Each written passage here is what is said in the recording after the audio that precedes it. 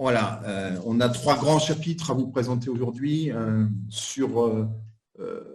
alors, on va commencer par la conditionnalité parce qu'il nous a semblé que c'était important, même si c'est toujours accessoire dans la présentation des réformes de la PAC. C'est quand même important de commencer par ça parce qu'il y a des choses qui subsistent. On parlera des aides découplées, donc le DPB, comment ils vont évoluer, mais aussi surtout les éco-régimes qui se mettent en place.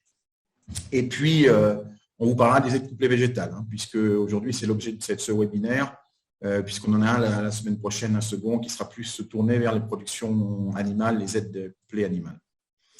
Voilà, mais avant de commencer cet exposé, qu'on replace cette réforme de la PAC, donc 2023-2027, qui succède à celle qui était mise en place en 2015, qui s'achevait en 2020 logiquement, donc qui a été reconduite sur son contenu depuis. Donc on aura deux campagnes de plus, 2021 et 2022, avec des budgets qui avaient déjà évolué à partir de 2021 sur les nouvelles programmations. Et donc cette réforme, elle est dans la continuité des précédentes, avec une certaine progressivité, donc des choses qui faisaient partie d'un financement où il y avait des aides liées à ça. C'était notamment, je pense, on avait le paiement vert qui rétribuait trois fonctions. Les fonctions vont rester, les obligations, quelque part, certaines vont rester et vont être un socle de base qui rentre dans la conditionnalité, et d'autres obligations ou d'autres engagements seront demandés. Ça, c'est le premier principe. Le législateur a voulu une réforme qui soit aussi progressive, qui ne fasse pas des gros à-coups entre une année et l'autre. Donc, on verra que le département de l'Indre souffrira sur certains aspects, sera à l'équilibre sur d'autres, voire peut-être légèrement conforté. Donc, ça sera assez marqué, notamment sur les productions animales production allaitantes principalement. Alors, j'entends des gens qui arrivent, essayer de couper votre son parce que dès que vous arrivez et que le son n'est pas coupé, on vous entend. Donc, je le fais au fur et à mesure. Voilà, si vous ne l'avez pas fait, mais voilà, c'est la consigne principale de désactiver votre son. Merci. Et donc, cette réforme, les grands axes sont conservés. On verra le côté budgétaire et les évolutions. Et de la progressivité, et c'est parfois un peu plus marqué dans les affectations financières. Voilà ce que je voulais vous dire en introduction. Donc, on va essayer d'être le plus précis possible. Je vous rappelle que vous posez vos questions par écrit en notifiant votre message sur votre écran, et qu'on essaiera d'y répondre à chaque fin de chapitre. Voilà, je vais donc laisser la parole à Mathieu Vulins, qui va vous parler de la conditionnalité des aides dans un premier temps.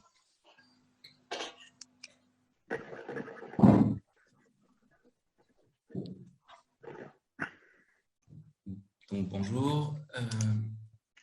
Donc, je continue de couper les micros.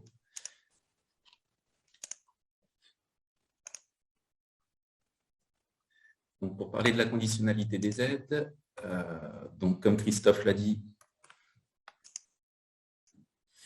il y avait donc des obligations liées au verdissement, le maintien des prairies, l'obligation de maintenir les prairies permanentes sensibles, avoir des SIE, avoir une diversité d'assolements. Tout ce qui était relatif au paiement vert n'existera plus en tant que tel dans le paiement vert et passera dans la conditionnalité des aides. De même, tout ce qui était dans la conditionnalité, les bancs de tampons le long des cours d'eau continueront d'exister, les prélèvements pour les obligations resteront, la protection des eaux souterraines contre la pollution, la couverture minimale des sols, lutte contre l'érosion, le maintien de la matière organique avec le non-brûlage des chaumes et le maintien des particularités topographiques. Donc tout ça continuera d'exister. On va s'attarder essentiellement sur deux BCAE, la BCAE 1 avec le maintien des prairies et ainsi que la BCAE 8 avec les ex-SIE avec un pourcentage minimum d'éléments ou surfaces non productives imposés sur vos exploitations. Donc, si je commence par les prairies permanentes, donc hier, on n'a pas le droit de labourer les prairies permanentes sensibles, donc celles qui sont en zone Natura 2000. Par contre, toutes les autres prairies doivent être maintenues dans une certaine mesure. C'est-à-dire qu'il existe un ratio régional de prairies permanentes divisé par la SAU totale de la région.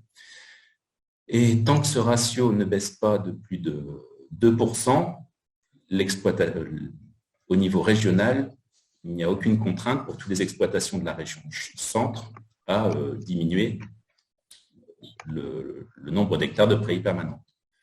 Dès lors que le ratio régional baisserait entre 2 et 5%, il y aurait une demande à faire à l'administration pour avoir l'accord de labourer les prairies permanentes. Donc, une exploitation, on a le droit de labourer les prairies permanentes à condition que le ratio régional ne baisse pas trop. Et donc, il y aura une nouvelle année de référence qui sera faite en 2018. L'ancienne était basée sur 2012. Et donc, on peut espérer que depuis 2018, le ratio des prairies permanentes va plutôt augmenter que baisser. Donc, demain, peut-être qu'on restera à peu près sur des niveaux similaires. Et donc, il n'y aura pas forcément de contrainte à labourer des prairies permanentes. Une nouveauté, donc le maintien des éléments de paysage. Hier, toutes les exploitations qui avaient moins de 75% d'herbe où les bios étaient obligés d'avoir 5% de SIE. Demain, on oublie les SIE, viendront les IAE, les infrastructures agro-environnementales, qui sont constituées d'éléments et de surfaces non productives. Si on regarde concrètement ce que c'est, donc les IAE 2023, ce sont tout ce qui est non productif, donc les jachères, les bandes tampons, les bordures de champs, les bandes le long des forêts sans production, ainsi que tous les éléments de paysage tels que les arbres isolés, les arbres alignés, les haies, les bosquets, les mares ou les fossés. En revanche, tout ce qui est plantes fixatrices d'azote telles que les luzernes, les trèfles ou les protéagineux, pois, févroles sans phyto, les dérobés SIE ne rentrent plus dans ces IAE. Donc demain, il faudra au moins 4% de la surface des terres arables de l'exploitation consacrée à ces éléments et surfaces non productives. Ou alors, je vais le faire lentement, mais je vais le redire après, donc 7% des terres arables qui doivent être consacrées à des éléments et surfaces non productives, ainsi qu'à des cultures dérobées ou des fixatrices d'azote, donc pois, févroles, luzerne, sans phyto, avec au moins 3% des terres en jachère et autres IAE. Donc, si on prend un exemple concret, ça veut dire que si j'ai une SAU de 210 hectares, j'ai des prairies permanentes sur 10 hectares, j'ai donc mes terres arables qui sont l'ensemble de mes terres, donc c'est les cultures plus les prairies temporaires, ou la SAU moins mes prairies permanentes. Donc j'ai 200 hectares de terres arables.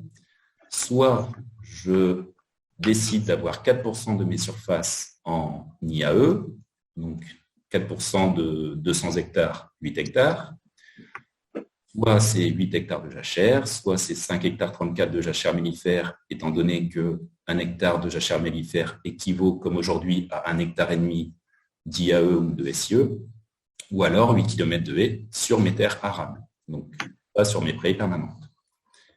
Ou alors, je choisis la deuxième voie, soit j'ai 3% d'IAE minimum, donc c'est-à-dire 6 hectares de surface non productive, jachère mellifère et arbres, fossés, tout ce que vous voulez, plus 4% de surface fixatrice d'azote.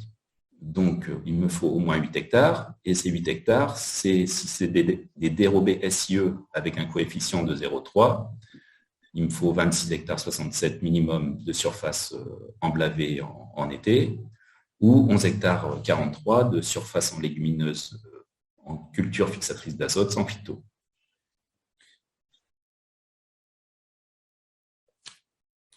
Comme aujourd'hui, toutes les exploitations qui ont plus de 75% de leur surface en herbe sont exemptées, Une petite modification pour ceux qui n'ont pas beaucoup de prairies de terres arables, ceux qui ont moins de 15 hectares, hier passera à moins de 10 hectares de terres arables demain. Par contre, les exploitations bio qui n'étaient pas concernées par le paiement vert et donc pas par les SIE seront obligées de respecter ces 4% d'IAE ou 3 plus 4% de IAE plus CCE. Le maintien des particularités topographiques, c'est-à-dire le maintien des haies de moins de 10 mètres de large, des bosquets, des mares, reste de vigueur. C'est-à-dire que les haies sont protégées depuis le 1er janvier 2015, elles le restent. Et puis, interdiction de tailler les haies et les arbres entre le 1er avril et le 31 juillet. On restera sur une période d'interdiction de tailler les haies durant la période de nidification des oiseaux. Une nouvelle conditionnalité entrera aussi en jeu, la conditionnalité sociale, dans le sens où hier, si vous ne respectiez pas la législation sur la réglementation du travail, vous étiez sanctionné de par la loi, de par l'inspection du travail. Demain, ça aura aussi des répercussions sur vos ZPAC. Si vous avez un procès verbal de par l'inspection du travail, il y aura une notification qui sera faite à la DDT et il y aura des pénalités sur vos ZPAC de par la conditionnalité. Donc, sur tout ce qui est contrat de travail, période d'essai, la sécurité des salariés, le document unique d'évaluation des risques.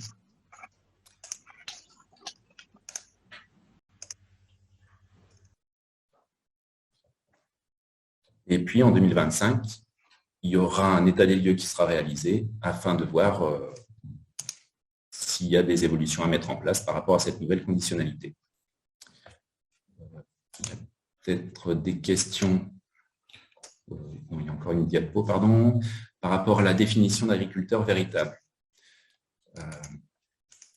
Aujourd'hui, donc il y avait une liste négative d'exploitants, c'est-à-dire c'était les centres équestres, les aéroports, les réseaux, tout ce qui était réseau ferroviaire. Demain, l'exploitant actif, c'est-à-dire celui qui pourra percevoir des ZPAC, ça sera soit l'exploitant de moins de 67 ans, soit l'exploitant de plus de 67 ans qui ne fait pas valoir ses droits à la retraite. Donc, c'est-à-dire que ça a été décidé assez récemment, le 14 décembre. Cet été ou à l'automne, on disait que tout exploitant de plus de 67 ans n'allait plus recevoir d'aide PAC. C'est faux, à condition que cet exploitant souhaite ne pas avoir de bénéficier de ses droits à la retraite. Et puis, une condition qui reste, tout agriculteur doit être assuré à l'ATEXA pour pouvoir bénéficier des aides PAC, c'est-à-dire être exploitant aux yeux de la MSA. Dans le cas des sociétés, au minimum, un associé exploitant doit répondre à ces critères pour pouvoir être éligible aux aides PAC. Donc, avant de passer sur les aides, sur la conditionnalité, les aides découplées, je regarde les questions. On avait sur l'agriculteur actif, je viens d'y répondre. La déclaration unique des risques doit être faite tous les ans. Le document d'évaluation des risques est un document qui est censé être mis à jour au fur et à mesure des évolutions des entreprises. C'est-à-dire que s'il y a un nouveau matériel qui apparaît, que vous achetez sur l'exploitation, il génère de nouveaux risques, il faut donc que le document soit mis à jour pour recenser ces risques nouveaux, pour que le salarié ait le moins de risques possible sur votre exploitation. Donc, alors, peut-on travailler superficiellement les terres en zone Natura 2000 pour ressemis des prairies? Sur les prairies permanentes sensibles, donc aujourd'hui, c'était les prairies permanentes de 2014 en zone Natura 2000. On avait le droit de retravailler les terres à condition que ça soit un travail très superficiel, c'est-à-dire que c'est 3-4 cm de profondeur, guère plus, et donc ça pouvait être des ressemis, mais le travail du sol très léger. Donc superficiellement, oui, c'était accepté.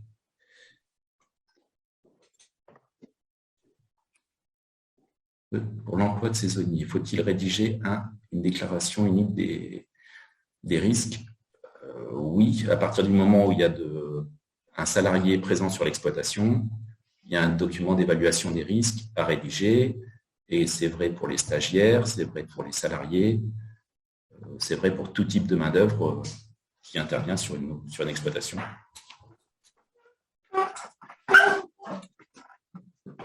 Le cas des sociétés sans exploitant type SCI,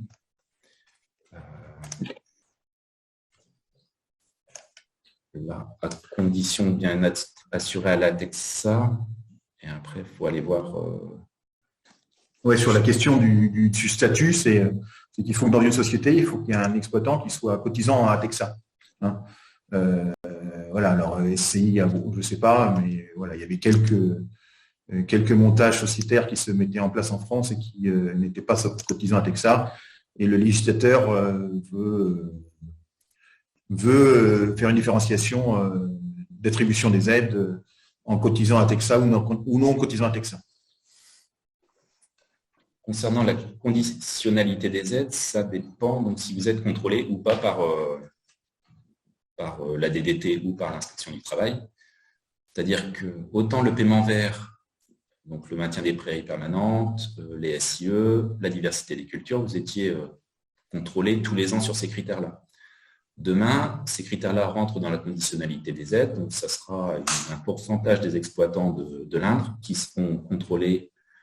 Et donc, soit vous faites partie de cet échantillon, soit vous n'en faites pas partie, mais tout le monde ne sera plus contrôlé sur ces différents points. Après, mais c'est des points à respecter tous les ans, sous peine de sanctions qui peuvent être lourdes. Il n'y a plus de questions qui apparaissent dans l'onglet discussion. Donc, on va passer à la suite.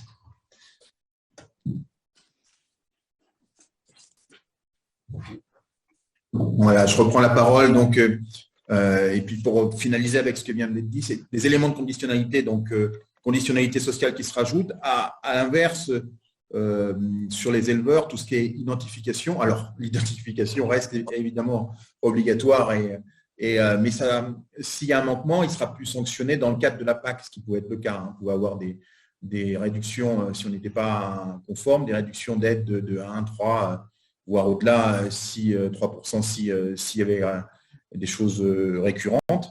Voilà, donc ça, il n'y a plus de conditionnalité liée à l'identification animale qui sera pénalisée dans le cadre des aides PAC. Ça ne veut pas dire qu'il n'y aura pas de pénalité de par ailleurs. Et à contrario, on pouvait avoir des pénalités d'ordre social pour certains défauts de pratique. Et ces pénalités s'élargiront aux aides PAC. Voilà le principe même de la conditionnalité, c'est-à-dire que ça fait partie de l'ensemble des exigences de la PAC et si elles ne sont pas respectées, c'est une partie des aides PAC qui est en jeu. Voilà, qu'on soit bien clair là-dessus. La réglementation globalement sur le travail ne change en rien. Ce qui change, c'est que si on n'est pas en règle, on pourra être pénalisé sur les aides PAC. Voilà, juste pour faire ce point. Oula, je vais un peu vite. Voilà, je reviens donc on va parler plus largement de cette réforme-là et donc sur son budget. Donc, première des choses, c'est qu'on a une baisse générale du budget de 2% pour l'ensemble de la réforme qui arrive. Donc, voilà, c'est il y a environ un an que ces budgets sont à peu près calés. Nos gouvernants s'étaient plutôt félicités de maintenir, d'avoir une baisse modérée de ce budget-là. Bon, effectivement, ça pèse quand même sur l'ensemble des aides. À titre indicatif, donc c'est sur le premier pilier qu'on va examiner à l'échelle du département. 107 millions, un peu plus de 107 millions sont distribués dans le cadre du premier pilier, sont attribués chaque année au département. C'est 2,2 millions d'euros l'impact de la baisse de 2% pour le premier pilier. Donc ce schéma-là remet en évidence l'évolution budgétaire entre 2019, 2023 et 2027. Donc déjà, le premier niveau ici, c'est tout le transfert des fonds qui a été opéré au fil des années du premier pilier vers le second. Alors, le premier pilier, qu'on essaye de vous parler un petit peu clair, parce que ça veut dire quoi? Le premier pilier, c'est toutes les aides découplées, c'est le DPB, C'est les aides couplées, tant végétales qu'animales, donc c'est les aides protéagineuses, c'est l'ensemble des aides animales, donc la prime à l'ABL, l'aide bovine laitière, l'aide bovine allaitante, l'aide bovine, l'aide caprine et ainsi de suite. Et donc, il y avait un transfert qui s'était opéré du premier pilier vers le second pour rémunérer les mesures agro-environnementales et climatiques, les ICHN, les indemnités compensatrices de handicap naturel, les aides à l'agriculture biologique, et je ne dois pas en oublier beaucoup, Mathieu, hein, je ne crois pas là-dessus. Donc, il y a statu quo, il n'y aura pas de transfert sur la réforme de 2023, nouveau transfert de 2023-2027. Hein. On est 7,5% du budget du premier pilier est déjà transféré et restera constant vers le second. Voilà, donc quand on disait une certaine stabilité, c'est une des expressions de la stabilité, notamment d'un point de vue transfert premier pilier vers le second. Alors, deuxième chose qui est assez infime, là, qui apparaît là, c'est le programme opérationnel, notamment pour les protéagineux, qui apparaîtra en 2024, protéagineux et légumineuses, et qui sera plutôt dédié aux filières qu'aux exploitants directement. Bon, ce n'est pas grand-chose, mais c'est quand même quelque chose qui vient impacter un peu le budget de la PAC. Le troisième niveau, là, j'ai commencé par le haut sur en jaune, c'est le montant global des aides couplées. Donc, il y a une légère érosion, mais qui est liée à la baisse générale du budget. On parle on perd 20 milliards d'euros sur l'ensemble de la programmation. Mais c'est surtout à l'intérieur de cette enveloppe-là qu'il y a beaucoup de modifications avec des ponctions sur les aides animales en direction des aides végétales. L'aide jeunes agriculteurs. Vous savez que les jeunes agriculteurs, on en parlera dans le détail tout à l'heure, il y a une aide particulière les 5 premières années d'activité, une aide complémentaire. Donc, elle est augmentée dans son volume, puisqu'on passe de 1% du budget à 1,5% du budget. Et donc, ça n'impactera peut-être pas énormément les jeunes agriculteurs du département, parce qu'on était aujourd'hui très proche du montant qu'ils vont percevoir. Par contre, ça élargira le nombre de bénéficiaires, notamment sur les productions diversifiantes. Ensuite, on a le paiement redistributif qui représente 10% de l'enveloppe, qui est resté stable. Longtemps, on a eu des discussions s'il devait augmenter ou pas. Le paiement redistributif, c'est ce qui avait quand même beaucoup pénalisé le montant des DPB en moyenne dans le département sur la précédente réforme, puisqu'on favorisait les exploitations qui étaient en dessous de la moyenne nationale, donc en dessous de 52 hectares, et en les finançant par les exploitations de plus grande taille. Et ça a été porté sur les DPB, enfin plus porté. Ça a été soustrait des DPB en 2015, ce qui fait qu'un département comme l'Indre, où les structures sont quand même nettement plus importantes que la moyenne nationale, notre département avait été contributeur net et fortement sur cette mesure-là, et elle a été impactante. Il y avait des discussions pour monter éventuellement ces 10% à 20%. C'est une possibilité offerte par l'Europe aux États membres. La France a fait le choix de stabiliser à 10%. Effectivement, on serait monté plus haut, ça aurait pu être impactant, très impactant pour le département. L'effet le plus important de cette réforme, il est sur les carrés verts, qui sont plus ou moins… Alors, le paiement vert, qui était plus vert, Mathieu nous l'a fait plus vert, qui représentait 30% de l'enveloppe. Hein, le paiement vert, 3 exigences avant, on a évoqué, hein, la diversité des cultures, les surfaces d'intérêt écologique et le maintien des prairies permanents. 3 conditions de base. Alors, elles restent obligatoires et pour partie ou aménagées, et on vient de le voir, on voulait commencer notre exposé par ça, et sont versées dans la conditionnalité des aides. C'est-à-dire que si on ne les respecte pas, on pourra avoir des pénalités sur l'ensemble des aides. Alors qu'avant, c'était une proportion des aides qui était attribuée à cette fonction-là.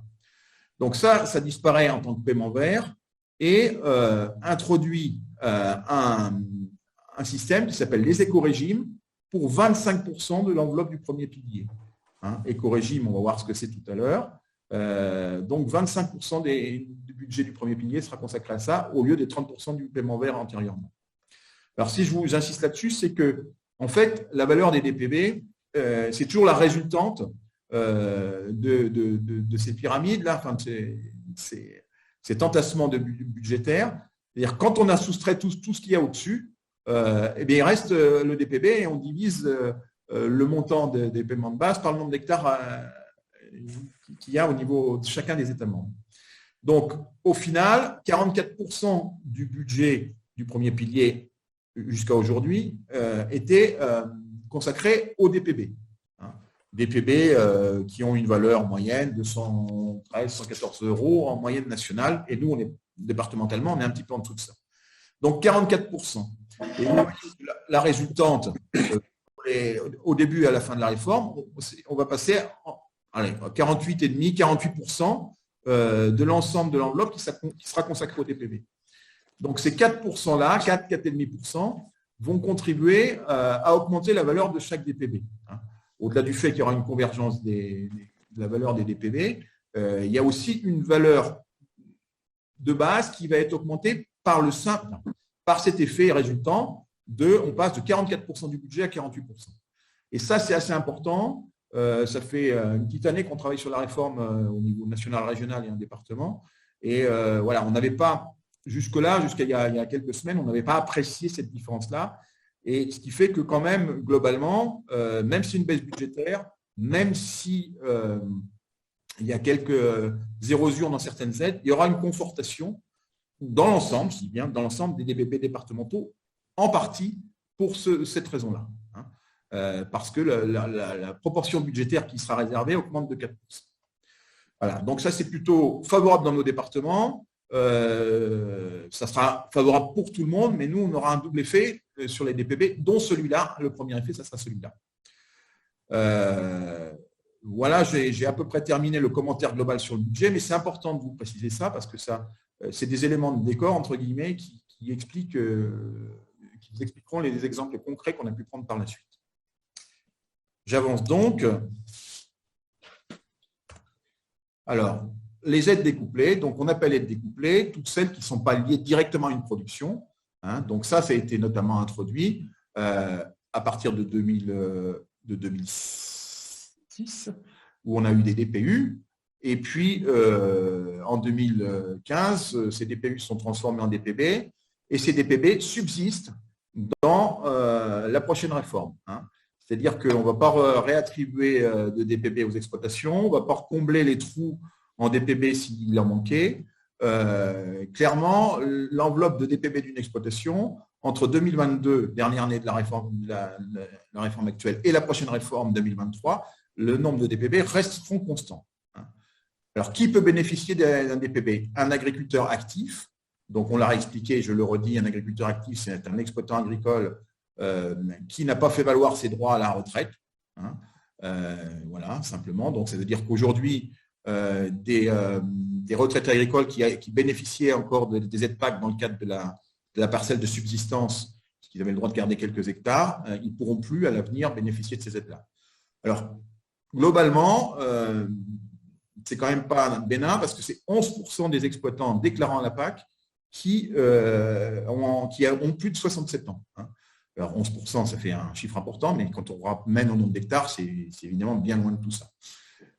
Comment on peut bénéficier des DPB? Il faut les posséder et déclarer en face autant d'hectares admissibles que de DPB pour pouvoir activer l'intégralité de vos DPB.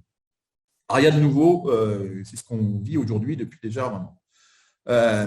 On perdra des DPB si 2 années consécutives, ils ne sont pas activés. Donc, j'ai perdu 5 hectares l'année dernière. En 2022, je n'active pas 5 DPB.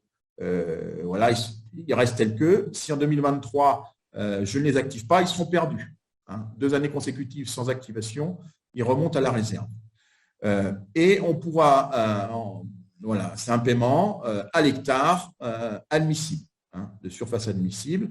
Donc, les surfaces admissibles, chez nous, c'est l'ensemble des terres arables et puis c'est les prairies permanentes et les cultures pérennes, éventuellement, éventuellement, on peut en avoir. Alors, ce qui va évoluer, c'était quand même assez complexe, le transfert des DPB, avec, si on transfère aujourd'hui des DPB sans terre, il y a un prélèvement de 30%. On a besoin de justifier de tous les transferts fonciers. Tout ça, ces règles-là vont fortement s'assouplir. On pourra transférer des DPB sans prélèvement et sans justificatif et les faire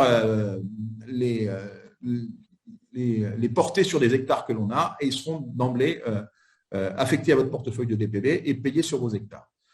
Alors, voilà, historiquement, on avait des DPB sur une zone qui était le département, c'est devenu national avec des conditions assez strictes. Là, l'encadrement disparaît et plus de prélèvement et la seule contrainte, c'est d'avoir des hectares à proposer en nombre équivalent des DPB que l'on possède. Alors, la valeur des DPB, ça c'est aussi important. Alors, convergence, ça c'est un mot un peu bizarre. En fait, les DPB sont nés de valeurs des DPU d'abord, antérieurement, et puis ensuite des aides qui étaient attribuées à chaque hectare et qui sont nés sur des rendements de référence qui datent de la fin des années 1980, je dis bien. Donc, il y avait une différence majeure d'un département à un autre suivant les rendements historiques qu'on avait dans ces périodes-là. Donc, on a eu une première vague de convergence, donc c'est-à-dire on a fait évoluer les DPB à 70% l'écart, on a réduit l'écart à la moyenne nationale jusqu'à 70% de l'écart a été gommé sur la dernière réforme. Là, les États membres avaient possibilité de gommer complètement les écarts entre les zones, entre les départements, ou de franchir une nouvelle étape de convergence à hauteur de 85%. Donc, l'État français a choisi de faire converger les DPB à 85%, enfin, de limiter l'écart à 85% de la moyenne nationale. On aurait comblé complètement l'écart, ça aurait été encore un peu plus favorable pour le département de l'Indre, puisqu'on a des DPB, nous, historiquement, de valeurs plus faibles que notamment nos collègues des départements du nord de la Loire, de la région. Et ce processus de convergence, il va débuter en 2023 de manière assez forte. Et donc, l'effet sur nos DPB, l'effet convergence qu'on vient de voir à l'instant, et l'effet des pourcentages qui vont être attribués aux DPB en plus dans cette nouvelle réforme, fait que ces deux leviers vont augmenter de manière assez notoire la valeur des DPB de notre département. Alors voilà, pour les DPB qui sont inférieurs à la moyenne, l'objectif c'est d'atteindre 85% de cette moyenne à la moyenne en 2026 au plus tard. Et puis pour les DPB supérieurs à la moyenne, il en existe, notamment des choses un peu particulières dans des zones d'élevage avec très peu de surface, dans des zones où il y avait des DPB de grosse valeur liées à l'irrigation, à du tabac, enfin ainsi de suite. Il y avait quelques exceptions. Donc ils vont descendre eux. Et ils vont être limités, ils vont converger également, mais en diminution et pas en évolution. Et donc, il y a quand même un garde-fou où ils ne peuvent pas dépasser. L'impact sur leur valeur ne peut pas excéder 30% de la valeur faciale actuellement. Voilà, donc c'est un peu technique tout ça pour vous dire que globalement, sur le département, on aura une évolution favorable de la valeur des DPB. Et donc, il y aura une réserve qui est obligatoire, qui est utilisée pour les jeunes agriculteurs au sens des aides à l'installation, les nouveaux installés, qui leur permettent d'obtenir des DPB ou d'augmenter la valeur des DPB possédés. Donc voilà, s'il manque des DPB, on complète le portefeuille. Et si la valeur est inférieure à la moyenne nationale, on ramène la moyenne nationale. Donc, c'est ce qui s'est passé depuis la dernière réforme. Tous les JA qui s'installent et ont bénéficié de cette mesure-là. Alors, soit ils la font, on peut la mettre en œuvre dès l'installation ou attendre une année ou deux pour le faire, suivant l'évolution du foncier. Voilà. Donc, en synthèse sur ces DPB, les règles s'assouplissent, les valeurs auront tendance à augmenter, et puis l'accès à la réserve, il est limité à ce qu'il était aujourd'hui aux jeunes agriculteurs essentiellement. Voilà. Alors, on vous a pris 3 valeurs de DPB qui sont assez communes sur le département. Une valeur de DPB à 115 € en 2021 va évoluer par les 2 phénomènes que je vous ai expliqués, le phénomène de convergence et le phénomène d'augmentation des montants attribués à chaque DPB. Il passera en 2023 à 123 € pour être en 2025 à 125 €. Donc, c'est un plus 8% pour ces exploitations-là, qui sont plutôt des exploitations de type grande culture de taille moyenne, je dirais. Un DPB de 110 €, plutôt, une surface en céréales de plutôt grande taille ou un polyculture-éleveur éventuellement, passera à 118 puis à 122. C'est plus 11% de la valeur initiale du DPB qui sera affectée. Alors, je ne vous dis pas plus 11% des aides, je vous dis plus 11% du DPB. On s'entend bien, les DPB, c'est qu'une composante de vos aides. Et puis, un DPB plutôt d'élevage à consonance extensif, avec un historique essentiellement basé sur des surfaces fourragères, 100 € en 2021, il passera à 117 € en 2025, soit plus 17% sur le DPB. Voilà, à la deuxième phase de convergence. Donc, tout ça, notamment là, sur la zone, les parties en vert, ça s'adresse plus aux éleveurs, notamment les éleveurs allaitants. Alors, on ne va pas l'évoquer aujourd'hui, mais qui vont être impactés globalement par la baisse des aides couplées animales. Alors, il y a une petite partie qui sera compensée par l'évolution des DPB, mais ça ne sera pas l'intégralité, on s'entend bien. Voilà, c'était pour vous montrer comment vont évoluer ces DPB au fil du temps, suivant où vous vous positionnez. Alors, la nouveauté la plus importante de cette réforme, c'est l'établissement d'éco-régimes. On l'a dit, alors on disait budget stabilisé, oui, parce qu'à une époque, on ne savait pas si on serait à 25 ou 30%. C'est bien 25%, un quart de l'enveloppe du premier pilier sera réservé à ces éco-régimes, avec 2 niveaux de rémunération. Enfin, 2 niveaux, on aurait même pu mettre un niveau 0, parce que si on n'atteint pas les exigences de ces éco-régimes, on n'aura rien sur cette enveloppe-là. Donc, c'est quand même, on va perdre 60 ou 80 € par rapport à nos voisins. Donc, mais 2 niveaux de rémunération, le plus élevé de 76 à 82 € par hectare. Alors, pourquoi une telle fourchette ? Aujourd'hui, effectivement, il y a beaucoup de communication sur des 60 € au niveau 1 ou des 82 € au niveau 2. C'est des niveaux maximum qu'on n'est pas sûr du tout d'atteindre. Donc, effectivement, pour l'instant, nous, on base plutôt nos évaluations sur un niveau à 54 et 76. Alors, on est un peu pessimiste. Je pense que la vérité sera au milieu, mais retenez pas 60 et 82. Enfin, faites pas vos calculs avec 60 et 82 parce que il y a assez peu de chances qu'on puisse l'obtenir à un moment ou un autre de la réforme.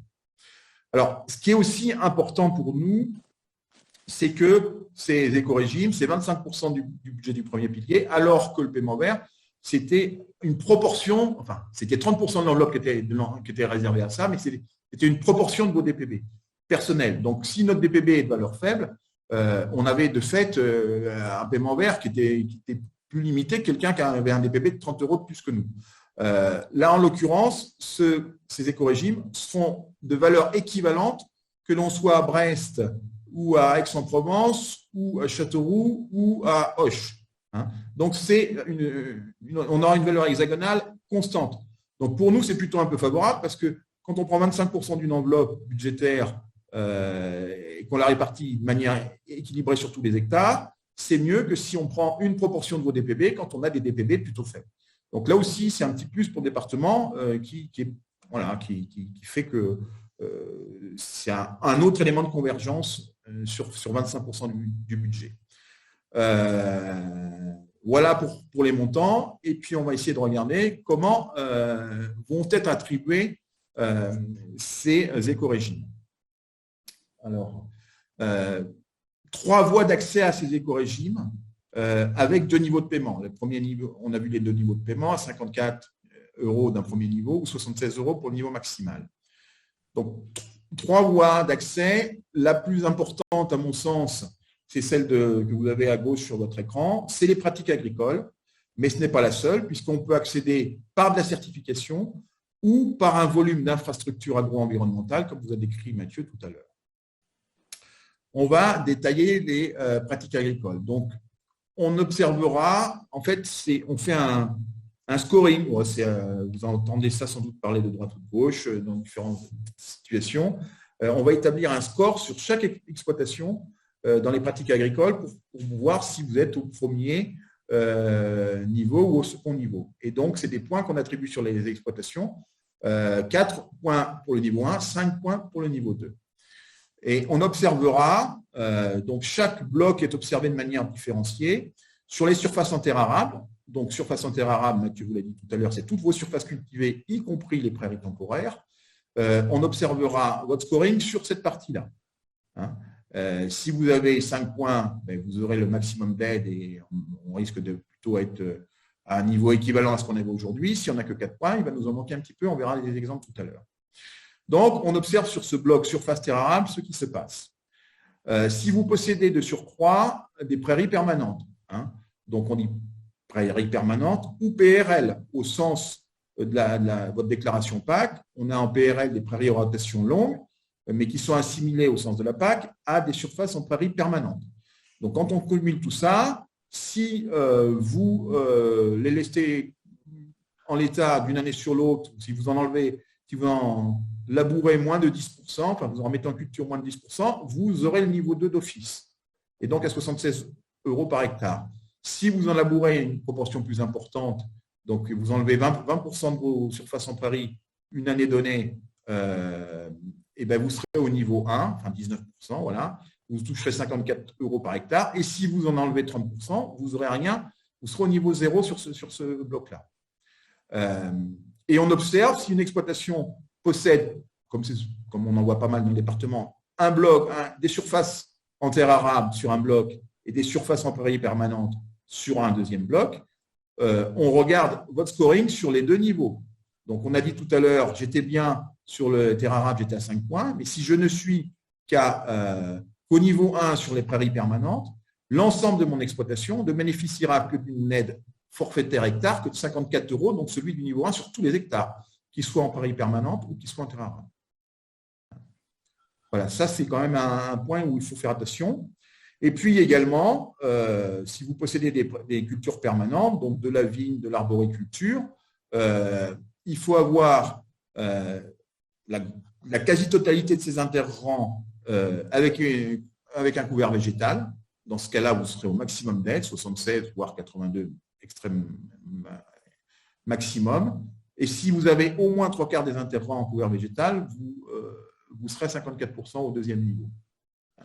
Là encore, quelqu'un qui aurait des surfaces en terre arable, des prairies permanentes, des surfaces en culture permanente, c'est le bloc qui a le moins bon résultat, qui donne le montant du paiement pour tous les hectares de l'exploitation. Voilà, donc c'est la première voie d'accès par les pratiques agricoles. Alors, on va vous mettre des exemples. Hein. Je pense que vous allez vous dire, mais qu'est-ce qu'il nous raconte? On ne comprend pas tout. On va essayer d'éclaircir les choses au fur et à mesure des débats. Deuxième voie d'accès part de la certification. Hein. Certification, alors on va commencer par le bas du tableau. Soit vous êtes qualifié en agriculture biologique, certifié ou en cours de conversion sur l'intégralité de vos surfaces, et d'emblée, vous avez le niveau 2, soit 76 € par hectare des écorégimes. Ou vous êtes qualifié HVE, haute valeur environnementale. Hein. HVE ou bio-intégral, sur l'intégralité des surfaces, ça donne d'emblée les 76 € par hectare.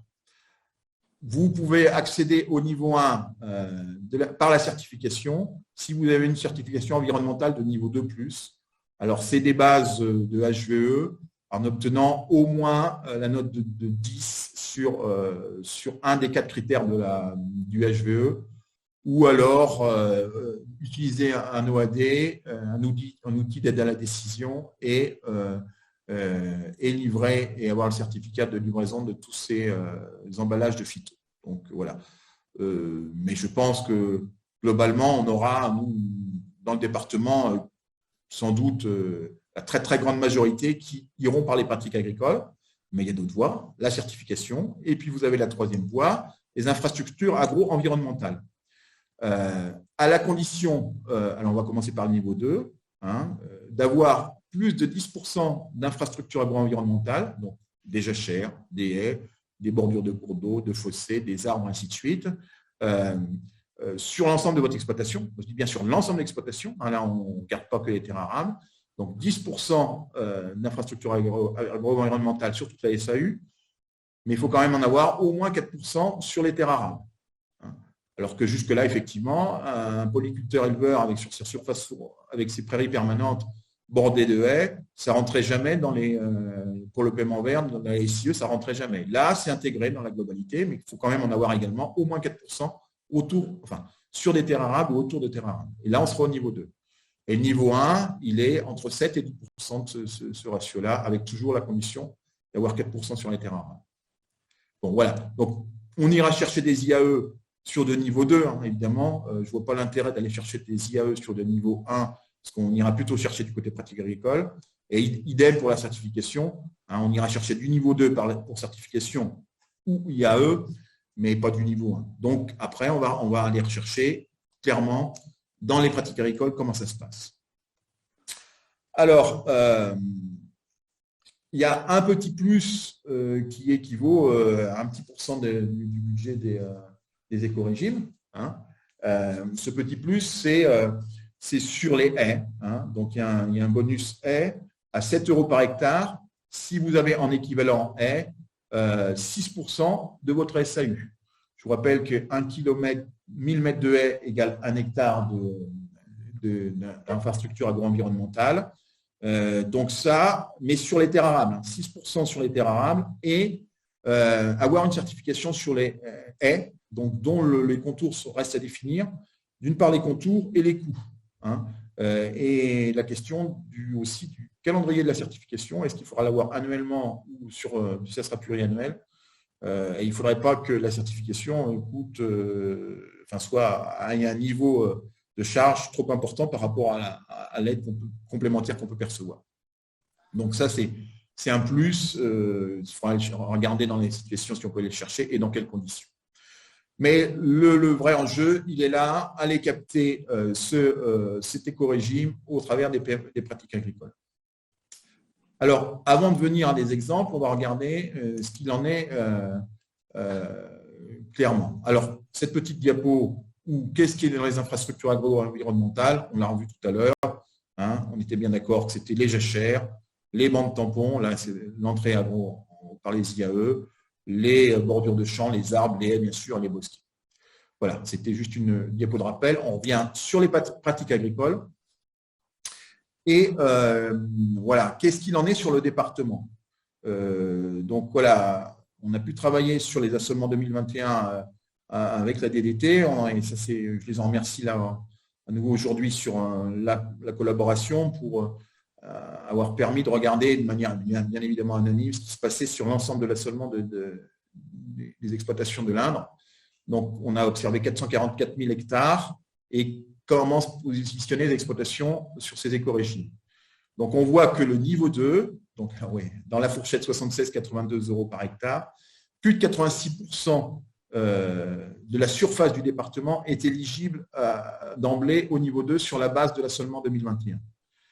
C'est plutôt pas mal, surtout quand on regarde ce qu'il en est sur les autres départements. Donc, c'est le graphique que vous avez là en bas à droite. Et vous voyez que le département de l'Indre en 3e position. Alors ça, on regarde là sur les surfaces agricoles. Moi, les données que je vous donnais, c'est aussi en surface agricole. On était sur des périodes différentes et sur un échantillon qui était différent. Mais bon, la tendance est là. On est entre 85 et 90% sur le département de l'Indre, d'emblée au niveau 2 de l'éco-régime. Nos voisins du Cher ne sont qu'à 73%. L'Indre-et-Loire à 68%. Le Loir-et-Cher à 60%. Le Loiret à 49%. Et si on se projette un peu plus dans le nord de la région, d'emblée, les agriculteurs de l'Eure-et-Loire ne remplissent les conditions de l'éco-régime de niveau 2 qu'à hauteur de 30%. Donc, on peut dire voilà, que l'Indre est en bonne position. Certes, c'est bien, parce qu'on a une diversité des assolements. Les surfaces fourragères comptent pour beaucoup dans tout ça. Mais on a encore, malgré tout, 7,5% des exploitants qui ne bénéficient que du niveau 1. Hein, donc, ils vont être amputés s'ils ne font pas évoluer leur assolement de près d'une vingtaine d'euros par hectare. Et puis, on a d'emblée aussi près de 6% des exploitations qui ne sont pas du tout, qui ont moins de 4 points et qui ne bénéficieraient pas, dans l'état actuel des choses, des éco-régimes. Et ça, c'est quand même très, très impactant, puisque s'ils ne réagissent pas, la perte va être conséquente sur chacune de ces exploitations-là. Voilà, donc vous voyez, un département plutôt bien positionné sur le sujet, notamment par rapport au département Nord-Loire de la région, mais même par rapport à nos voisins, mais encore une petite dizaine de pourcents, 10, 12%, 13%, qui ne sont pas suffisamment, qui n'ont pas des données suffisantes pour pouvoir bénéficier de l'écorégime de niveau 2. Alors, cette petite diapo aussi toujours sur une situation au niveau départemental. Donc, je vous l'ai dit, près de 300 exploitations non éligibles d'emblée aux écorégimes. En moyenne, sur ces exploitations-là, c'est une perte de 8 200 € par exploitation. Et il y a quand même, sur les 280, on y retrouve 150 exploitations à plus de 100 hectares. Donc voilà, il faut quand même pouvoir sensibiliser ces situations-là, leur expliquer les tenants et aboutissants pour pouvoir rectifier le tir. Et le tir, c'est la mise en place des assolements pour la récolte 2023. Donc voilà, dès l'été prochain. Et donc la réflexion sur l'assolement à venir débute maintenant, hein, évidemment. Et puis, c'est la petite carte que vous avez sur la droite de l'écran. Près de 300 exploitations également seulement éligibles au niveau 1. Et on voit que c'est assez centré sur les zones grandes cultures, avec des assolements souvent réduits, enfin un nombre de cultures différentes, ou s'il y a des cultures diversifiantes avec des proportions trop faibles pour obtenir le score suffisant. Hein. Et là, la perte moyenne, elle est de 2 500 € par exploitation. Voilà, ça c'est pour planter le décor au niveau départemental. Là où on est plutôt, globalement, on est bien positionné, mais il y a des exploitations qui ont encore du chemin à faire pour pouvoir avoir ces aides. Et si les choses restaient en l'état, c'est plus de 2 millions d'euros qui ne seraient pas versés sur le département par an sur les écorégimes. Hein. Donc, si aucune exploitation n'évoluait par rapport à la situation de 2021, l'enjeu, il est plus de 2 millions d'euros à l'échelle du département. Alors, depuis le temps que je vous parle des scores, vous devez vous dire, mais qu'est-ce qu'il nous raconte? C'est quoi, effectivement, comment ça se passe? Alors, on va raisonner par bloc, et on va commencer par ce bloc central, hein, qui est observé dans son ensemble, hein, qui couvre une grande partie des assolements sur les terres arables. On observe bien sur les terres arables. Hein. Dès lors que vous avez en céréales d'hiver 10% de votre surface, au moins 10% de votre surface, vous aurez un point sur le scoring, et vous rappelez que l'objectif, c'est d'en obtenir au moins 5 des points. Hein.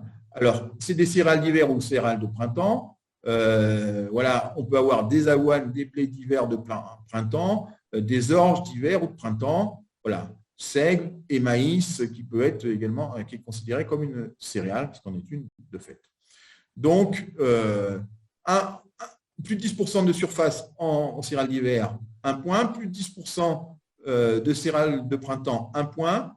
Des plantes sarclées, on en a peu chez nous, également au moins 10%, ça obtient 1 point. Les oléagineux d'hiver, donc de type colza, 7% de l'assolement des terres arables, hein, sur les terres arables, c'est 1 point. Donc attention aux assolements futurs, pour obtenir ce point-là, à être au moins à 7% des terres arables dans la mise en place de l'assolement en récolte 2023.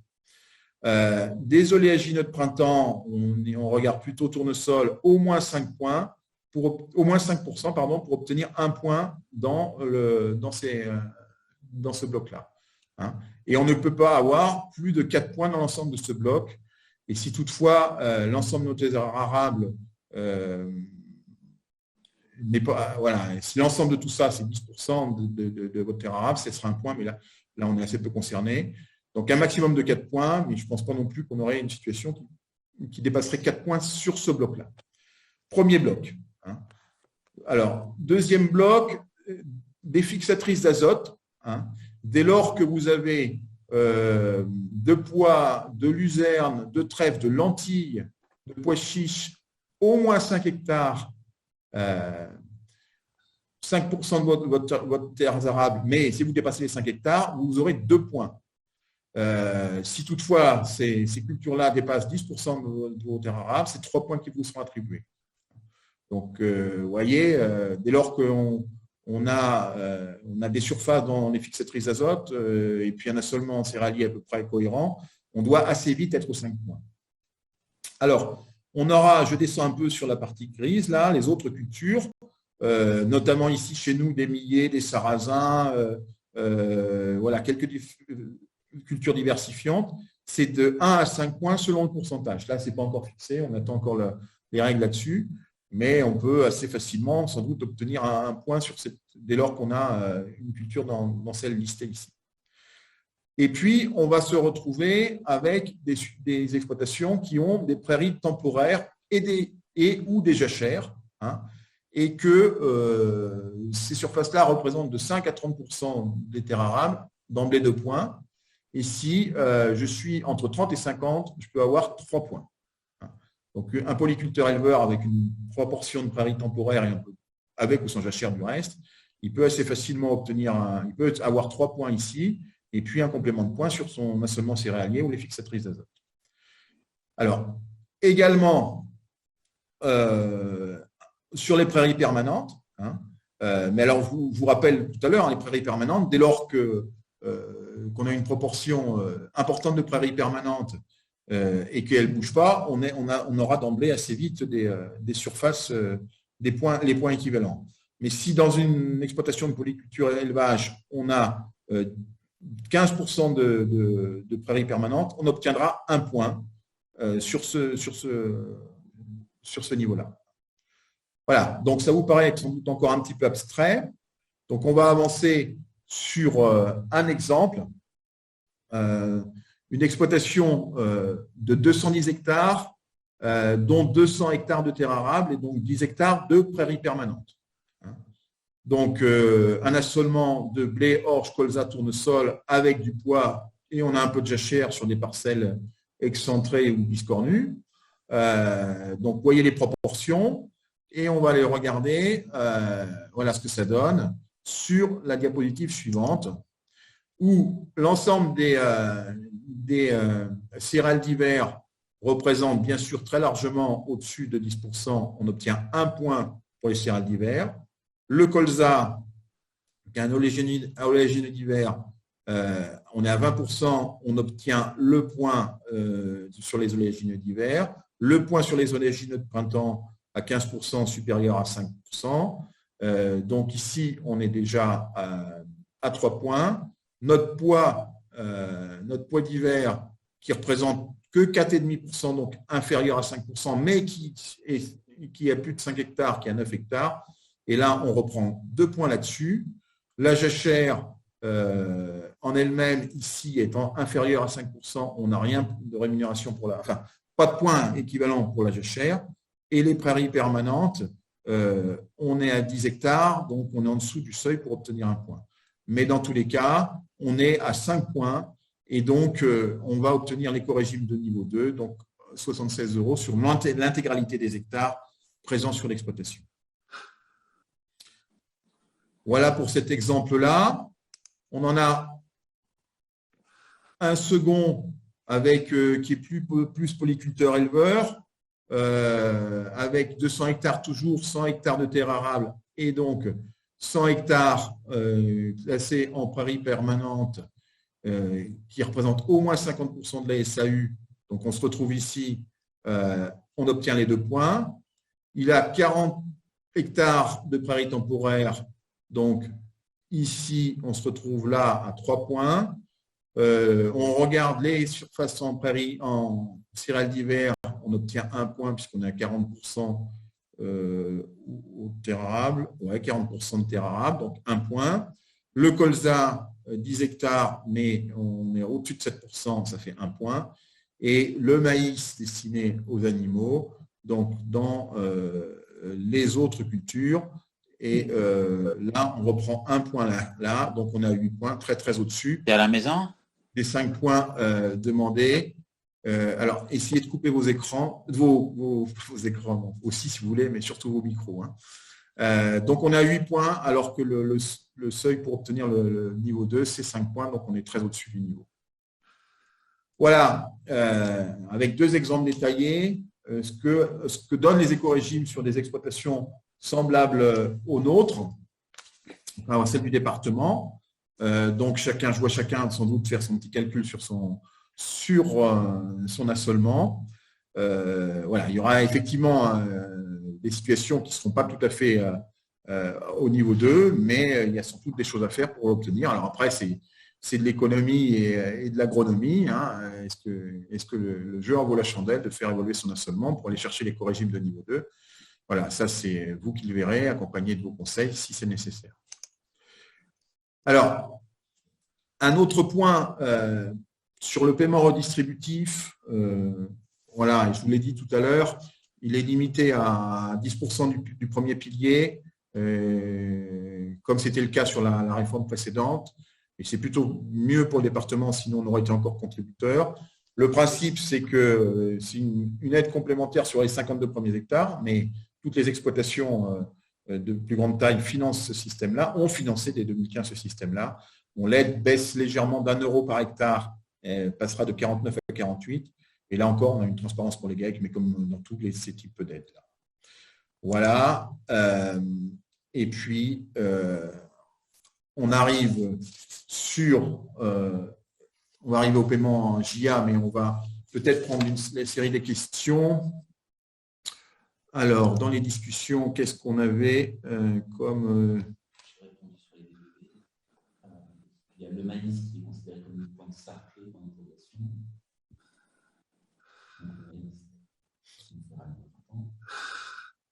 Oh. Oui, pardon, oui, maïs céréales de printemps, oui, je l'ai mis dans votre culture. Donc, oui, le maïs, il est considéré céréales de printemps. Est-ce qu'il faut aller rechercher ailleurs? Pas nécessairement. Il pourra avoir des points sur les céréales de printemps. Alors, c'est la question, après, si on a du maïs et de l'orge de printemps, par exemple, on pourrait dissocier. Là, on n'a pas la réponse dans le détail. Alors, les métailles, ils sont d'hiver ou ils sont de printemps. Donc, ils rentrent comme une culture, soit une céréale d'hiver, soit sur une céréale de printemps. Mathieu, tu me confirmes? Voilà, le petit hochement de tête de Mathieu. Alors, pouvez-vous revenir sur la diapo qui mentionne l'impact pour une exploitation qui ne serait pas éligible à l'éco-régime? Vous indiquez moins 2530 € et moins 8500. Quel chiffre faut-il retenir? Alors, je vais revenir à la diapo. Effectivement, on va être… en fait, il y a deux niveaux. Le niveau 1, si on n'a que 4 points, hein, enfin, si on a au moins 4 points, mais pas plus de 4 points, on est au niveau 1. Et en moyenne, les exploitations qui ne percevraient pas, qui seraient à ce niveau-là, vont perdre par rapport à leur situation actuelle 2500 €. Hein. Voilà. C'est-à-dire qu'ils auront une aide incomplète par rapport à ce qu'ils ont, par rapport au paiement vert d'aujourd'hui. Et les exploitations qui n'obtiennent pas 4 points, donc on a de la céréale d'hiver, mettons qu'on ait du colza avec… on prend 1 point sur les céréales d'hiver, on prend 1 point sur du colza, mais on n'a pas de céréales de printemps suffisamment diversifiantes ou d'autres que suffisamment en volume ou d'autres cultures, et on est à 3 points, 2 ou 3 points, et là, on n'a aucune aide dans le cadre des éco-régimes. Donc, on n'a ni 76 ni 54, on a 0 par hectare. Et donc, l'impact moyen pour ces exploitations-là, ça sera 8200 €. Voilà. J'espère avoir répondu à la question.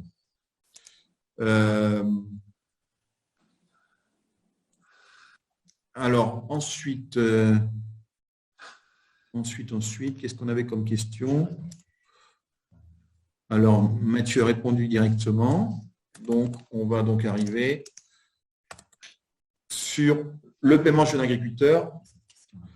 Alors, il y a une dernière question. Mathieu me dit, concernant les autres cultures, est-ce que vous avez un peu plus de précision sur le pourcentage, car il peut y avoir un enjeu important à 5 points? Oui, effectivement. Donc, si ces autres cultures représentent au moins 5%, ça serait 1 point. De 5 à 15% cumul, hein, de ces autres cultures, 2 points.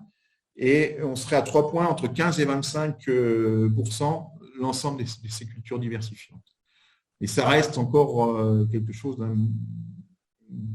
pas complètement acté.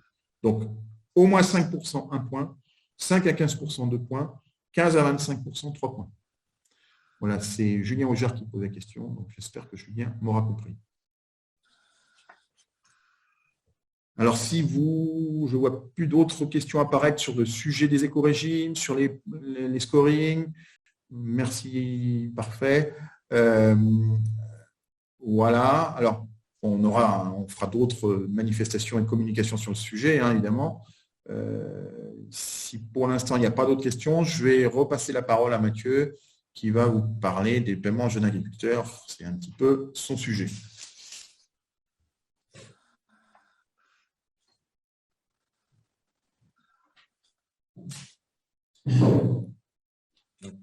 Par rapport au paiement JA, donc toute personne peut bénéficier de ce paiement à condition d'avoir au moins un DPB, donc il faut avoir au moins 1 hectare pour l'activer. Il faut que ce soit la première installation. Il faut avoir déposé la première déclaration dans l'année, avoir réalisé sa première déclaration PAC dans l'année qui suit l'installation, avoir un diplôme de niveau 4, c'est-à-dire un bac agricole, ou non a été barré parce qu'aujourd'hui, pour avoir le paiement JA depuis 2015, c'était un bac agricole ou non, mais à partir de 2023, il faudra avoir un bac agricole pour avoir ce paiement JA. Il y a des équivalences possibles si j'ai un BEPA, un BEP, c'est-à-dire un diplôme de niveau 3 et que j'ai des expériences, ça fait 2 ans que je travaille comme salarié agricole dans mes 3 dernières années et que j'ai le BEPA, ça équivaut à mon diplôme agricole de niveau 4 et je peux percevoir ce paiement JA. Pour qu'une société soit considérée comme JA, il faut qu'il y ait au moins un JA dans la société. Et la société ne peut bénéficier de cette aide qu'une seule fois depuis que cette aide existe. Elle existe depuis 2015. Donc, si un JA a eu cette aide entre 2015 et 2020, aujourd'hui, si un nouveau JA entre dans la société, il n'y aura pas cette nouvelle aide sur l'exploitation. Le montant de cette aide serait de l'ordre de 3 800 €. Donc, c'est un montant forfaitaire, alors qu'aujourd'hui, c'était un montant plutôt qui était à l'hectare. C'était à peu près une bonne centaine d'euros sur les 34 premiers hectares. Donc, pour les exploitations de très petite taille ou, je ne sais pas, un maraîcher qui a 1 hectare, aujourd'hui, il ne percevait que 100 €. Demain, il aura un forfait de 3 800 € pour son exploitation. Ce paiement JA il aura la transparence GAEC qui sera mise en œuvre pour cette aide. Et donc, cette aide restera sur une durée de 5 ans. C'est-à-dire que si je commence à la demander en 2023 et que je coche tous les ans, 2024, 25, 26, 27, ma demande de paiement JA pendant les 5 ans, je bénéficierai de cette aide pendant mes 5 ans. Si j'ai déjà commencé à demander cette aide en 2022, parce que je viens juste de m'installer, je pourrais continuer à la percevoir cette aide durant les 4 années de la future réforme, donc 2023, 24, 25, 26. J'aurai bien les 5 ans, pendant 5 ans, cette aide-là. Je ne vois pas de questions, donc on va passer aux aides couplées. Donc, comme Christophe vous en a parlé, le budget des aides couplées au niveau du premier pilier de la PAC représente 15% de l'enveloppe globale. C'est une enveloppe qui reste à peu près stable, mais donc à l'intérieur de cette même enveloppe, donc cette enveloppe est répartie entre différentes aides couplées, des aides animales. Si je prends en bleu les aides bovines, en vert les aides caprines et ovines, en jaune les aides protéines végétales, en rouge, une nouvelle aide qui sera à destination des maraîchers dont on parlera tout à l'heure. Et l'objectif de la France pour cette future réforme est d'augmenter l'aide à la production de protéagineux. Donc on voit que l'enveloppe passera progressivement de 2% aujourd'hui à quasiment 3,5% en 2027, ce qui fait on double quasiment l'enveloppe. Et comme on est à enveloppe fixe, ça sera au détriment des autres aides, et notamment des aides animales, dont on parlera la semaine prochaine durant le webinaire qu'on a organisé à 14h la semaine prochaine. Concernant ces aides couplées végétales, donc il n'y a pas beaucoup d'évolution. Il y a toujours l'aide aux légumineuses fourragères qui continue d'exister. C'est une aide qui permet de financer, donc les légumineuses fourragères, c'est le trèfle, la luzerne, tout ce qui est légumineuses fourragères, la févrole fourragère, le pois fourrager, à condition qu'il soit pur, ou nouveauté pour cette année, de 2023, si cette légumineuse est en mélange avec des graminées, le mélange sera éligible uniquement la première année, l'année du semis, contrairement à l'aide actuelle où il faut que la légumineuse soit pure. Ça a été le cas entre 2015 et 2017. On avait le droit d'avoir l'aide aux légumineuses fourragères sur des mélanges de légumineuses et de graminées. Mais en 2018, cette aide a été supprimée et elle revient au bout du jour en 2023, à condition, mais uniquement la première année. Donc cette aide, aujourd'hui, elle équivaut à 160 € à la PAC 2020. 2021, l'aide n'est pas encore connue. Donc demain, il parle d'une aide à peu près à 150 € de l'hectare. Elle continue de bénéficier aux éleveurs qui détiennent plus de 5 UGB, donc qui déclarent à leur PAC plus de 5 UGB, ou aux céréaliers qui bénéficient d'un contrat avec un éleveur qui détient plus de 5 UGB, tout en sachant que pour un éleveur, il ne peut y avoir qu'un accès à l'aide aux légumineuses fourragères. C'est-à-dire que si l'éleveur a un contrat avec un céréalier, mais que lui-même demande l'aide, le céréalier n'aura pas le droit à cette aide. Si je suis éleveur et j'ai un contrat avec 2 céréaliers, je ne demande pas l'aide, un seul des céréaliers pourra bénéficier de cette aide, celui qui aura le contrat qui aura été fait le plus tôt. Donc, une limitation comme aujourd'hui de l'accès à cette aide. D'autres aides couplées existent, donc l'aide aux légumineuses déshydratées qui continue d'exister, l'aide aux semences de légumineuses fourragères, l'aide au soja, l'aide aux protéagineux, qui continue d'exister donc pour les pois, la févrole, le lupin. Une nouvelle aide qui existera à partir de 2003 pour les légumes secs, de type lentilles, haricots secs, pois chiches. Le montant pour toutes ces aides devra avoisiner les 105 € et ça sera le même montant que ça soit du soja ou des protéagineux. Alors qu'aujourd'hui, l'aide aux protéagineux en 2020 était à 149 € de l'hectare, le soja à 26 € de l'hectare. Là, ils harmoniseront toutes ces aides pour avoir un montant d'environ 100 € de l'hectare.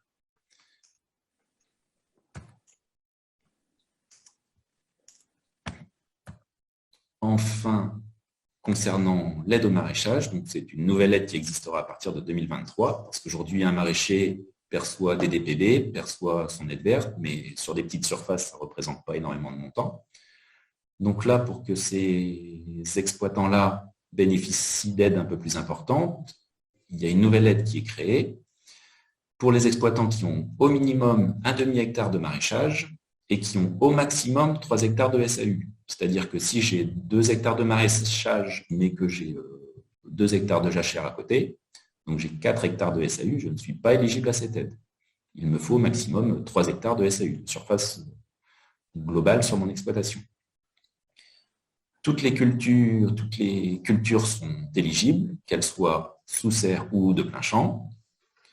Seules les pépinières ne sont pas éligibles. Donc, parmi les cultures elles-mêmes éligibles, donc ce sont les légumes frais, les asperges, les fruits rouges, que ce soit fraises, framboises, groseilles, cassis, les tomates, les melons, les pommes de terre, le maïs doux. Et l'aide représentera à peu près 1 500 à 1 600 € à l'hectare. Je ne sais pas s'il y a des questions. Quelles sont les primes pour le lin oléagineux grain? À mon sens, lin protège. Le lin oléagineux, il n'y a pas d'aide pour le lin. Il n'y a pas d'aide aux oléagineux. Donc, il n'y a pas d'aide pour les oléagineux. Donc, on a pris un exemple d'un exploitant d'une SAU de 176 hectares. Donc, c'est un exemple concret qu'on a pris parmi les dossiers PAC qu'on réalise à la Chambre.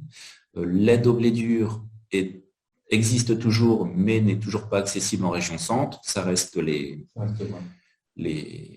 départements du sud-ouest de la France qui sont éligibles. Les MAE, il y a des MAE qui continueront d'exister, mais les MAE sont... Donc, il faut avoir un territoire qui programme ces MAE, un territoire qui anime ces MAE. Aujourd'hui, on en est aux prémices, c'est-à-dire que les territoires sont en train de se faire connaître au nom de la DRAF pour pouvoir derrière donc donner pouvoir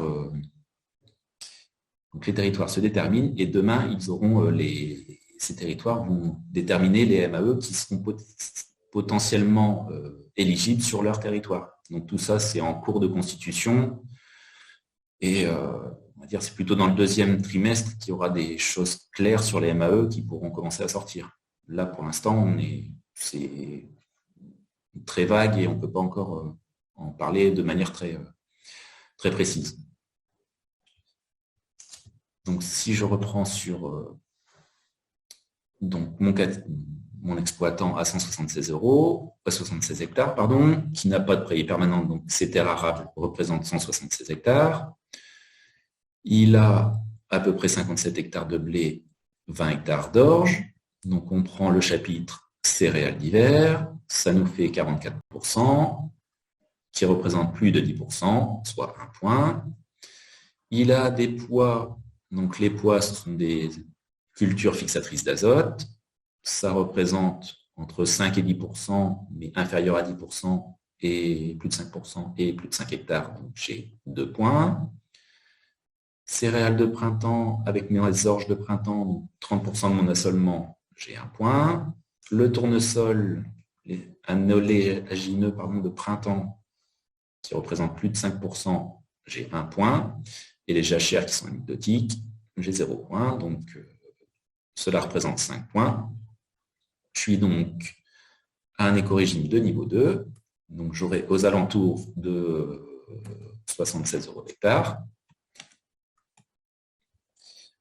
Cet exploitant avait des DPB aux alentours de 108 € à l'heure actuelle. Donc, du fait de la convergence, ces DPB vont progressivement augmenter à 115 € en 2023, puis en 2025, 26-27, ils seront à peu près à 121 €. Donc, ce qui représente un montant de DPB sur cette ferme-là qui augmentera d'à peu près 2 000 €. Le paiement redistributif qui reste stable, on perd 50 € pour l'exploitation. Le paiement vert, on percevait 13 449 €. Demain, on aura toujours à peu près la même somme. Mes aides couplées végétaux protéagineux, mes aides couplées, j'avais du poids sur 16 hectares, donc je percevais 2 400 €. Demain, l'aide poids semble diminuer, donc j'aurai environ 1 700 €, ce qui me fait un total. J'ai perçu en 2021 37 471 €. Demain, je percevrai progressivement 38 919 €, soit une augmentation à l'hectare de 8 € de l'hectare, ce qui fait une augmentation de 1% en 2023, quasiment 4% en 2027 pour cette exploitation-là. Si je respecte bien le niveau 2. A contrario, si je ne respecte pas l'écorégime pour une raison X ou Y, que je ne suis pas au niveau 2 et que je suis au niveau 1, parce que j'abandonne le poids, et puis je mets à la place 16 hectares de millet. Donc j'aurai 4 points. Avec ces 4 points, je serai au niveau 1. Et donc là, de 37 471, je passerai à 34-35 000 €. Donc mes aides totales, je perdrai 14 € de l'hectare. Et ce qui fera un chiffre global de mes aides PAC qui baissera de 9% dans un premier temps et puis 6% dans un deuxième temps, grâce à la convergence des DPB, à l'augmentation de mes DPB. Donc globalement, ce qu'on voit par rapport à ces chiffres, c'est que les DPB augmentent, étant donné qu'on avait un niveau moyen départemental assez faible par rapport à la France. Donc, on augmente là-dessus. Le paiement redistributif reste stable. L'éco-régime, si on est au niveau 2, on maintient ou on gagne un peu. Et puis, donc, les aides couplées qui diminuent un peu, mais restent assez stables dans l'ensemble. Donc, potentiellement, sur une surface, sur une exploitation en grande culture, on a un montant d'aide qui devrait augmenter un petit peu. Ces chiffres-là, on les a aussi pour les exploitations d'élevage, mais on en parlera la semaine prochaine. Je ne vois pas d'autres questions, donc je vais laisser la place à Christophe. Alors, pouvez-vous afficher la diapo sur les IAE? Oui. Quelle est la question derrière?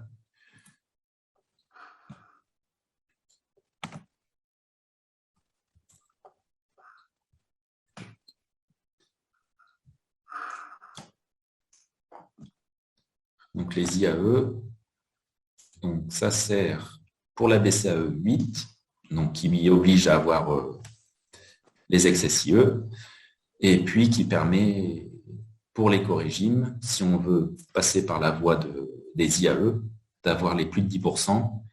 Après ça, aujourd'hui, quand vous faites votre déclaration PAC et que vous regardez les SIE, vous pouvez regarder le pourcentage que ça représente sur vos terres arables. Par contre, les équivalences correspondent aux SIE actuels. Par contre, les SIE, étant donné qu'elles sont calculées que sur les terres arables, vous n'avez pas de lisibilité sur tout ce qui est prairie permanente. Donc, après, sur une ferme céréalière, aujourd'hui, vous pouvez regarder combien les IAE représentent sur votre exploitation. C'est 7 et 10% qui nous est celui-là. Celle avec les pourcents. Donc, dans la conditionnalité. Après, donc, le diaporama sera disponible sur le site de la Chambre. Et puis, de même que le webinaire.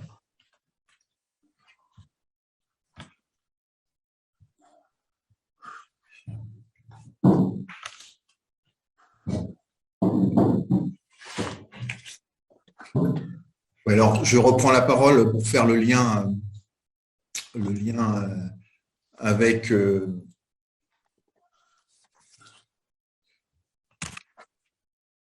voilà, le lien entre ce qui a été dit, entre l'exemple et la conditionnalité des aides. Dans notre exemple qu'on a vu tout à l'heure, on voyait qu'il n'y avait que 0,15 hectares anecdotiques de jachère. La question, comment cette exploitation-là va faire pour réunir 4% d'infrastructures agro-environnementales, quoi, hein.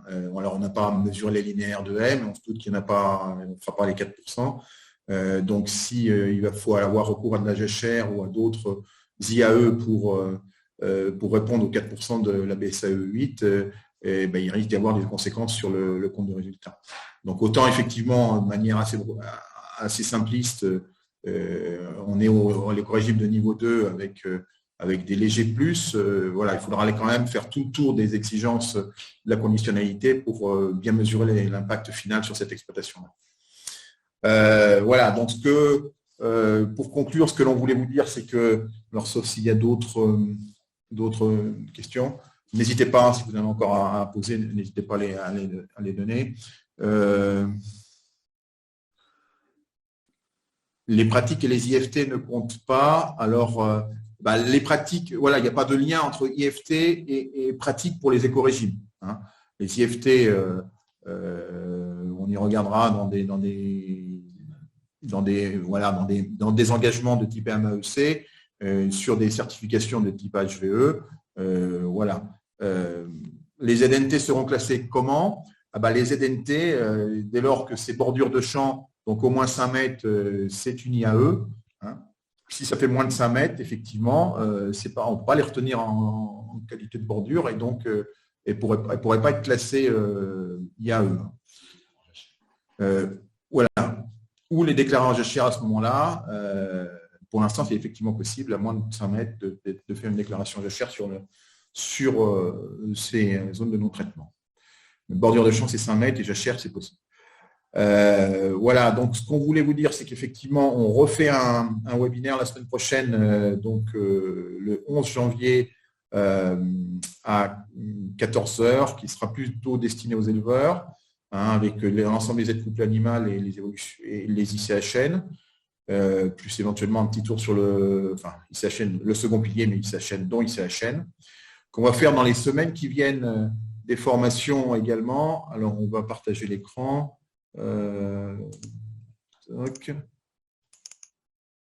Voilà. Et qu'on va donc dans les semaines prochaines, on va faire des formations. Donc, si vous voulez vous inscrire, il y a l'adresse mail pour vous inscrire sur ces formations-là. Donc, on fera des choses plus spécifiques, grande culture, et plus spécifiques à éleveurs, sur un format d'une demi-journée en céréalier et d'une journée éleveur, sur le mois prochain et le mois suivant. Alors voilà, après on va voir les conditions sanitaires, comment ça se passerait, mais qu'on a positionné conjointement avec la DDT des réunions physiques les après-midi du 22 février à Coin, salle des fêtes de Coin, du 24 février, salle des fêtes de Montgivray, le 28 février à Argenton, le 1er mars à Ronay et le 3 mars à Valençay. Donc voilà, tout ça c'est sous conditions sanitaires ou évolution des conditions sanitaires. Et puis que voilà, des conseillers de champ d'agriculture sont aptes à vous accompagner pour des appuis individuels sur mesurer les incidences et surtout comment réagir pour se rapprocher d'un niveau d'aide que l'on percevait hier si on en est écarté aujourd'hui.